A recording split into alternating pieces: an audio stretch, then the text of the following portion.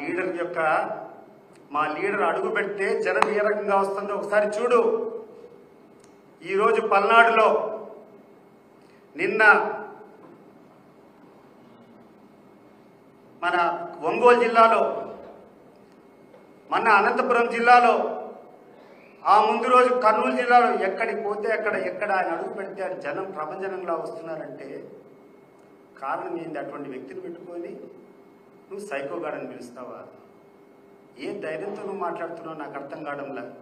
అధికారం వచ్చిందని చెప్పి మదం ఎక్కి నువ్వు మాట్లాడుతున్నావా? అంటే నువ్వు అరెస్ట్ చేస్తావంటే, లేకుండా ఉంటే నువ్వు ఏమైనా ఇబ్బంది పెడతావంటే భయపడే వాళ్ళు ఉండాలని చెప్పి భయపడించాలని చెప్పి ప్రయత్నం చేస్తున్నావా? Even if it cost our lives, we are ready to fight against your arrogance. Mister, గుర్తుపెట్టుకో, నీ నాలుక నువ్వు కంట్రోల్ పెట్టుకోకుండా నీ ఇష్టానుసారం మాట్లాడితే సహించేటువంటి పరిస్థితి ఉండదు. నువ్వు ఏ రకంగా మాట్లాడతావు పదంతలు మేము మాట్లాడగలుగుతాం. నీ దగ్గర 10 మంది ఉంటే మా దగ్గర 100 మంది ఉంటారు. గుర్తుపెట్టుకో, మర్యాదగా మాట్లాడేది నేర్చుకో, సభ్యతగా మాట్లాడేది నేర్చుకో. ఈ రాష్ట్రానికి 5 సంవత్సరాలు ముఖ్యమంత్రిగా ఉన్నటువంటి వ్యక్తి ఈరోజు ప్రజల హృదయాల్లో గూడుకునేటువంటి వ్యక్తిని కూర్చొని నువ్వు ఆ రకంగా సంబోధిస్తావే, నిన్ను ఎట్లంటే అటు పిలిచడం మాకు చేత కాదనుకుంటున్నావా? సాలించుకోటువంటి చేష్టలన్నీ నేను చెప్తున్నాను. ఇప్పుడు నీ యొక్క కుప్పం కాన్స్టిట్యున్సీలో ఒక మహిళను చెట్టు కట్టేసి కొంతమంది నీ పార్టీ మద్దతుదారులు డబ్బు ఇవ్వలేదని చెప్పి చేసినటువంటి అహంకారం ఎక్కడి నుంచి వచ్చిందా? ఎక్కడి నుంచి వాళ్ళకు ధైర్యం వచ్చింది? ఒకసారి చెప్పు చంద్రబాబు నాయుడు గారు. నీ కాన్స్టిట్యున్సీలో ఒక మహిళను కట్టేశారు అంటే వాళ్ళు రక్షించేవాడు ఎవడో తోడు ఉండాడనే కదా వాడికి అంత ధైర్యం. ఎక్కడి నుంచి వచ్చింది వాళ్ళకు ధైర్యం? నీ రెడ్ బుక్ రాజ్యాంగం వల్ల నీ తొత్తులుగా ఉన్నటువంటి వాడు, నీ అంచరుడు ఏమి చేసినా నువ్వు ఏమనవు, చట్టం ఏం చేయదనేటువంటి ఆ ధైర్యంతోనే కదా ఇది చేసింది. ఇది నీ రెడ్ బుక్ రాజ్యాంగం వల్ల కాదా అని చెప్పి నేను అడుగుతున్నా. ఇటువంటి చెప్పుకుంటూ పోతే కొన్ని 100 కోట్లు. నిన్న మరొక మనకు చూస్తే కృష్ణమోహన్ రెడ్డి, తర్వాత ధనుంజయ రెడ్డి గారిని, తర్వాత ఈరోజు భాస్కర్ రెడ్డి గారిని రకరకాలుగా నువ్వు అరెస్ట్ చేస్తాను, లోపల పెట్టుకుంటున్నావు. ఒక్కసారి నువ్వు గుర్తుపెట్టుకో, ఈరోజు చెవిరెడ్డి భాస్కర్ రెడ్డి గారిని అరెస్ట్ చేస్తూ మీ యొక్క సిట్టో లేకుంటే మీ యొక్క ఇన్వెస్టిగేటింగ్ ఆఫీసర్స్తో కూర్చొని ఎలక్షన్లకు డబ్బు తీసుకుని పంచారనేటువంటి అభియోగం మీద ఈరోజు అరెస్ట్ చేశారు మీరు చెవిరెడ్డి భాస్కర్ రెడ్డి. అయ్యా చంద్రబాబు నాయుడు గారు, మీ యొక్క పార్టీ బీఫార్మ్ మీద 5 సార్లు నేను పోటీ చేశాను. ప్రతి సంవత్సరం ప్రతి ఒక్క ఎలక్షన్స్లో కూడా అంతో ఇంతో మీరు డబ్బులు పంపించేవాళ్ళు, ఆ డబ్బులు మేము ఖర్చు పెట్టేవాడిని. ఆ డబ్బులు ఏమన్నా మీ నాయన ఆస్తి నాకు పంపించావా? గుర్తు చేసుకో ఒకసారి. ఏ రకంగా పంపించావా డబ్బులు? మరి ఆ రోజు నేను చేసింది తప్పు కాదా? నువ్వు పంపించింది నేను చేసింది తప్పు కాదా? ఈ రకమైనటువంటి అభియోగాలతో నువ్వు అరెస్టు చేసుకుంటూ ముందుకు పోతే భవిష్యత్తులో నీ పార్టీ కార్యాలయంలో కానీ నీ కుటుంబ సభ్యులు కానీ శిక్షకు అర్హుడు కానిటువంటి వ్యక్తి ఎవరైనా మిగులుతాడా నాకు చెప్పు. నీ పార్టీలో కానీ లేకుండా ఉంటే నీ కుటుంబంలో కానీ శిక్షకు అర్హత పొందినటువంటి వ్యక్తి ఎవరైనా ఉంటారా? ఒకసారి ఆలోచన చేసుకో. ఎక్కడికి పోతుంది? ఏమి కథ?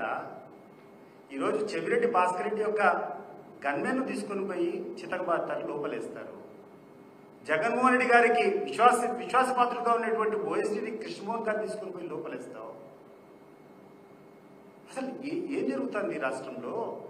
ఈ రకమైనటువంటి అభియోగాలతో లోపలకు పంపడం మొదలు పెడితే ఈ రాష్ట్రంలో నాకు తెలిసి ప్రతి ఒక్క వ్యక్తి శిక్షకు అర్హుడైనటువంటి విషయాన్ని గుర్తుపెట్టుకో. ప్రత్యేకంగా నువ్వు నీ కుటుంబ సభ్యులైతే 100 సార్లు పోవాలి లోపలికి, జైలుకు అరెస్ట్ అయ్యేదానికి. అది మర్చిపోతున్నావా అని చెప్పి అడుగుతున్నాను. ఈరోజు రకరకాలు మాట్లాడుతున్నారు.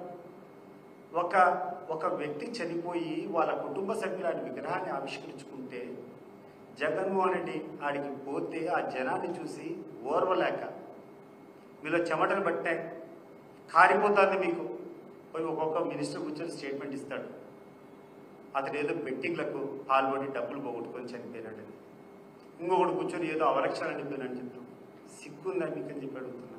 సిగ్గు మనం ఉండి మాట్లాడుతున్నారా మీరు? వాళ్ళ తండ్రి సవాలు విసిరాడు. వాళ్ళ తండ్రి సవాలు విసిరాడు. ఎవడైనా మొగోడనే వాడు ఉంటే కనుక నిరూపిస్తే ఏ శిక్షకైనా అడగడని వాళ్ళ తండ్రి సవాల్ చేశాడు. పోయి దానికి ఆన్సర్ చేయి. సత్తెనపల్లి బహిరంగ సభ పెడదామా? సత్తెనపల్లి పోయి ప్రూవ్ చేస్తారా మీరు అతనికి అవలక్షణాలు ఉన్నాయని చెప్పి? మీరు చేసినటువంటి టార్చర్, మీరు చేసినటువంటి మీ రెడ్ బుక్ రాజ్యాంగం వల్ల, మీరు పోలీస్ అధికారులు దుర్యోగం చేసుకోవడం వల్ల ఆ నాగమల్లేశ్వరరావు అనేటువంటి వ్యక్తి ఆత్మహత్య చేసుకున్నాడు. అది అతను సూసైడ్ నోట్లో ఇచ్చి చనిపోయినట్టు. అది మర్చిపోయి మీరు కూర్చొని చనిపోయిన వ్యక్తికి ఈరోజు జగన్మోహన్ రెడ్డి పోతే ఇంత ప్రజాదరణ ఉందని చెప్పి భరించలేక చనిపోయిన వ్యక్తి మీద కూడా అబాండాలు వేయాలని చెప్పి ప్రయత్నం చేస్తున్నారు. ఇది న్యాయమా అని చెప్పి నేను అడుగుతున్నాను. ఉదయం నుంచి ఒకవైపు ఒక ప్రపంచం లాగా ఎక్కడ చూసినా జనం పోతా ఉండి జగన్ పోతా ఉంటే, జగన్ వెంట జనం పోతా ఉంటే సహించలేక నీ యొక్క ఛానళ్ళు, నీ యొక్క చరిత్రతో కూర్చొని సవరాజకీయాలంటే ఇప్పుడు మీరు చేస్తున్నారు. ఎవరో దాని ముందర ఫస్ట్ ఎప్పుడో ఈ కాన్వాయ్ స్టార్ట్ కాకముందు పోయి ఎక్కడో ఒక యాక్సిడెంట్ అయితే దాన్ని చిత్రీకరించి ఆ యాక్సిడెంట్ జగన్మోహన్ రెడ్డి వల్ల జరిగిందని చెప్పి చెప్పడం హాస్యాస్పదంగా లేదా? అసలు ఎట్ట ప్రయాణం చేస్తున్నారు మీరు? ఎక్కడ చూస్తున్నారు? ఎక్కడికి పోతుంది ఈ దేశంలో? ఎక్కడికి పోతుంది ఈ రాష్ట్రం? ఒకసారి గుర్తుపెట్టుకో. ముఖ్యంగా చంద్రబాబు నాయుడు గారికి ఒక విజ్ఞప్తి చేస్తున్నా. ధృతరాష్ట్ర పాలన ఈ రాష్ట్రంలో ఉంది. గద్దెలు కేవలం మీరు ఒక్క కబంధాలు కట్టుకొని మీరు కూర్చొని ఉంటే కింద దుర్యోధనుడు ఇష్టం వచ్చినట్టు పరిపాలన చేస్తూ ఉన్నాడు. ఆయన చేసినటువంటి అభియోగాలన్నీ నీ మీద వస్తున్నాయి, గుర్తుపెట్టుకో. దీనివల్ల ఈ రాష్ట్రానికి అరిష్టం జరుగుతుంది. నువ్వు తొందరగా కోలుకోకుంటే అధికారం వచ్చేది మాత్రం కళ.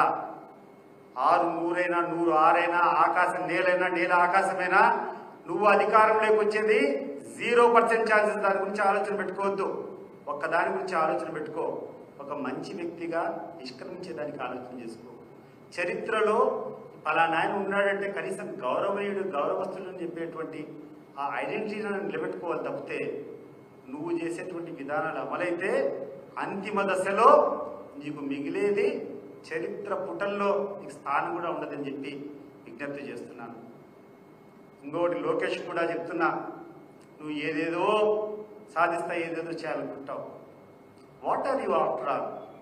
ఏంటి నీ శక్తి ఏంది? నీ కథ ఏంది? ఈ ప్రజలు నీకు అధికారం ఇచ్చారు కాబట్టి, ఈరోజు మీ నాయన ముఖ్యమంత్రి, నీ అధికార పార్టీ కాబట్టి, నీ మాట చెప్తాది కాబట్టి నువ్వు ఈరోజు ఆడుండవు. నువ్వు ఏమైనా ప్రజల జోలికి వస్తే, ప్రజల చేతిలో కూర్చొని నువ్వు ప్రజల మీద ఎక్కువ పెత్తనం చెలాలను చేయాలంటే ఇదే ప్రజలు తిరగబడతారు. ఈరోజు నీ పోలీస్ వ్యవస్థ అంతా ఏమైంది? అన్ని రకాలుగా భయభ్రాంతులు చేశారు. ప్రజలు రావద్దని చెప్పారు. మరి ఈరోజు ప్రజల్లో తిరుగుబాటు కాదా? నువ్వు కేసులు పెడతామంటే లెక్క కూడా చేయకుండా కొన్ని లక్షల మంది ఆ రోజు వచ్చి ఈరోజు వచ్చారే. ఏమని దీన్ని ఏమని మీరు ఆలోచన చేసుకొని ఒకసారి గుర్తుపెట్టుకోండి. ఇది దేనికి సందేశం అని చెప్పి మీరు ఆలోచన చేసుకోండి. రేపు ఈ ప్రజలు నీ ఇంటి మీదకి వచ్చి తిరుగుబాటు చేసే రోజు దగ్గరకు వస్తుంది. ఈరోజు నిజంగా ఆ యొక్క అభిమానులకు అందరికీ కాలు ముక్కాలనిపిస్తోంది. అసలు మీ సాహసం ఏంది? మీ ధైర్యం ఏంది? ఇన్ని రకాలుగా చిత్రహింసలు పెట్టుకొని మీరు రాకూడదు, వస్తే కేసులు పెడతామంటే కూడా తెగించి రోడ్ల మీదకి వచ్చినారే. నిజంగా మీ యొక్క అభిమానానికి హ్యాట్స్ ఆఫ్. నిజంగా ఇటువంటి అభిమానం, ఎందుకంటే నేను తెలుగుదేశం పార్టీలో 27 ఏళ్ళున్నా.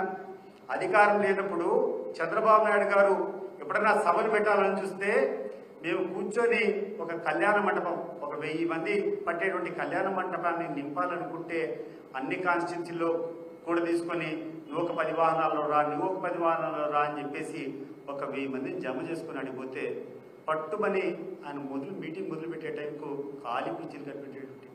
ఈరోజు చూసావా చంద్రబాబు నాయుడు గారు ఆ జన ప్రబంధనం చూసావా? ఎందుకు ఇంతమంది వస్తున్నారో ఒకసారి విశ్లేషించుకో. ఎక్కడ తప్పు జరుగుతుందో విశ్లేషించుకో. తప్పు జరగకుండా చూసుకో. రేపు ఈ రాష్ట్రాన్ని ప్రతి ఒక్కరిని కాపాడేటువంటి బాధ్యతలో ఉండవు. నువ్వు నీ యొక్క కొడుకును కాపాడుకునేటువంటి బాధ్యతలు లేవు. అది గుర్తుపెట్టుకోవాలని చెప్పి కోరుకుంటూ, ఈ రాష్ట్రానికి మంచి పాలన ఇవ్వాలని కోరుకుంటూ, ఇటువంటి చెడు ఆలోచన దుస్సాంప్రదాయాలకు దూరంగా ఉండాలని చెప్పి కూడా మరొకసారి విజ్ఞప్తి చేస్తాను.